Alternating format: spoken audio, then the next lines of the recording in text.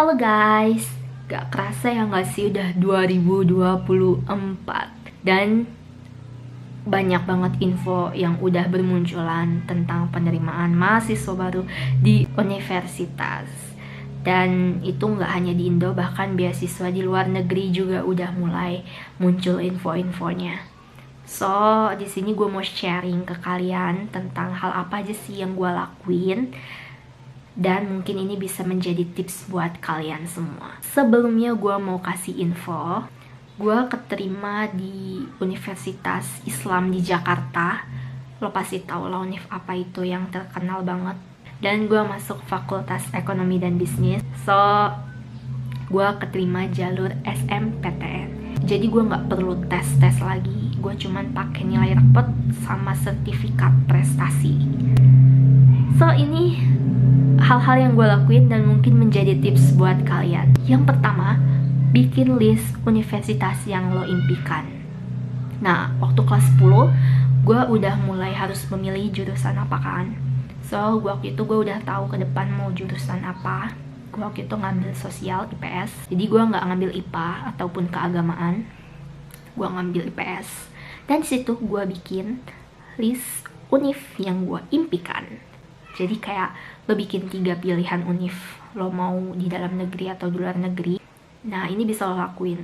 Dan setelah itu lo tulis di buku lo gitu kan. Yang kedua, cari tahu info tentang univ yang lo impikan ini. Jadi lo cari tahu nih dari website, Instagram atau YouTube-nya, profilnya, ospeknya gimana, terus fasilitas, prestasi, kegiatan di kampusnya ada apa aja. Lo bisa mempertimbangkan dan bisa memutuskan dengan baik dari sini.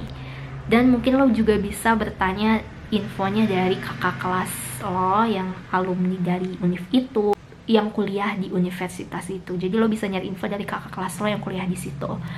So, lo bisa cari tahu dan itu bermanfaat banget sih menurut gue. Jadi lo tahu harus apa aja. Yang ketiga, belajar. Ya, ini pasti banget sih. Selain lo menambah prestasi dari lomba-lomba, lo juga harus belajar. Ini bisa banget jadi nilai plus buat lo, karena nilai akademik ini penting banget buat jalur SMPTN dan juga seleksi beasiswa ke luar negeri kan. Cuman kalau beasiswa di luar negeri ini tambahannya adalah IELTS atau TOEFL yang minimal 550 atau gue lupa 6 apa 5 gitu kalau IELTS-nya gitu kan. Tapi ini penting buat lo yang mau masuk jalur SMPTN. Jadi lo harus belajar sungguh-sungguh. Pokoknya usahain lo dapet yang terbaik nilainya gitu kan. Karena untuk jalur SMPTN ini dilihat banget gitu dari nilai akademik gitu. Selanjutnya, nonton vlog mahasiswa universitas. Menurut gue ini ngebantu dalam semangat belajar sih. Lo bisa ngeliat daily life-nya, lo bisa tahu tips-tipsnya juga. Biasanya ada yang sharing-sharing kan tuh di vlognya kayak gitu. Itu seru banget dan lo bisa jadiin itu mood booster ketika lo lagi bad mood atau lagi down ketika belajar sih. Karena itu bisa mengingatkan lo tentang impian lo di universitas yang lo impikan itu guys. Selanjutnya, sadar diri dan strategi. Gue waktu kelas 12 ini udah harus yakin banget dan mulai disadarkan ketika udah konsul dengan BK, ngobrol dengan teman gue, dan juga konsul dengan orang tua. Gue milih jurusan yang udah gue inginin tuh Ilkom, jujur li, karena gue yakin di situ gampang banget. But you know, orang tua gue nggak setuju dan nyuruh gue masuk FEB. Jadi gue mulai mempelajari FEB dan belum telat. Itu masih kelas 12 awal. Gue teliti, gue cari tahu. Dan setelah itu gue merasa pantas gak nih ngeliat nilai ekonomi gue harus segini nih gitu. Karena gue minder gitu kan, kayak kurang pede. Tapi setelah dicoba dan mengetahui kayak nilai lo pas dan konsul, pernah gak sih lo kayak ketika lo mau milih univ yang lo mau tapi kayak orang-orang tuh kayak ngeraguin diri lo? Gue waktu itu gak dapet hal itu karena mungkin mereka merasa gue emang pilihan yang gue pilih itu pas buat gue. Tapi kalau ada orang yang kayak ngeraguin lo, percaya deh, itu berarti lo gak pantas di situ dan sadar diri. Nah, ketika lo udah sadar diri, maka lo harus bikin strategi. Misalnya lo mau masuk SMPTN, lo harus tahu sistemnya seperti apa, kayak pilihan univnya gimana nih, mau masukinnya kayak waktu zaman gua. Lo harus milih salah satu univ di domisili luar sekolah lo, dan yang kedua harus domisili sekolah lo. So, waktu itu, karena gua di Jawa Barat, gua ngambilnya waktu itu pilihan keduanya pengen UPI, yang kesatunya di UIN Jakarta. Kenapa gue nggak milih UI? Gue pengen tetap ada apa ya sebutannya, ada islaminya gitu. Jadi gue ngambil univ yang menurut gue paling bagus di Indonesia, itu di Jakarta. So akhirnya gue pilih di situ. Jurusan yang gue mau itu ternyata emang jurusan favorit di situ dan juga di UIN. So akhirnya gue pilih dengan pede karena nilai gue bagus gitu, karena gue masuk 5 besar dan gue punya prestasi juga, sertifikat prestasi. So jadi gue pede banget waktu itu, dan gue ngerasa gue nggak mungkin nggak keterima gitu. Gue MAN gitu kan, bukan SMA, pasti gue keterima gitu. Gue yakin. Setelah lo udah yakin, lo mungkin bisa ngeyakinin diri lo lagi dengan tanya ke temen lo tadi, apakah kira-kira keterima gak sih. Walaupun ada beberapa temen gue yang rankingnya di atas gua, univ kita beda pilihan, tapi dia nggak keterima. Berarti ada orang yang lebih pantas di tempat itu.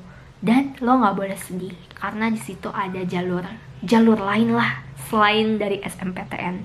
Karena emang SMPTN itu menurut gue bukan keberuntungan, tapi emang bener-bener orang-orang pilihan gitu. Jadi lo jangan asal-asalan ketika lo mau SMPTN, jangan asal-asalan pilih univ, dan jangan asal-asalan lo daftar. Jadi kayak lu nyepelein lah, gue asal aja lah, terus lu nggak ngambil kayak gitu tiba-tiba ketika udah keterima. Nggak boleh ya, karena itu bisa mempengaruhi nama baik sekolah lo dan juga diri lo sendiri, bahkan ke adik-adik kelas lo. Jadi nanti mereka nggak punya kesempatan untuk bisa masuk univ itu lagi ketika lo mempermainkan SMPTN ini. Diri, konsultasi, dan juga jangan mempermainkan SMPTN gitu. Selanjutnya, ketika lo udah melakukan ikhtiar, yang terakhir yaitu berdoa dan juga beribadah, lebih mendekatkan diri kepada Tuhan. Jadi waktu gue kelas 12 itu banyak banget, bukan gue doang, kayak teman-teman gue juga itu kayak lebih mendekatkan diri, kayak sunnahnya dijalankan, kayak sholat sunnah rawatib, terus puasa Senin Kemis, terus kayak duha sampai tahajud. Kalau misalnya lagi males, lakuin aja, minimal lakuin tiap hari Jumat untuk sholat tahajud dan sholat duha. Dan biasanya tiap hari itu benar-benar mereka berdoa memohon yang terbaik gitu. Nah, seperti itu guys. Nah, biasanya ketika pengumuman nanti, ini hal paling deg-degan banget, itu melalui jalur online. Sampai sekarang kayaknya masih online. Dan ketika lo keterima, lo harus bersyukur dan jangan lupa berterima kasih kepada orang tua lo. Lalu ketika lo gak keterima, jangan berkecil hati, karena temen gue aja yang rankingnya 1 di sekolah tiap hari, bahkan dia murid terbaik, itu keterimanya di jalur lain, bukan SMPTN, yaitu jalur SBMPTN. Jadi menurut gue masih banyak jalan gitu loh. Jadi lo gak boleh berkecil hati.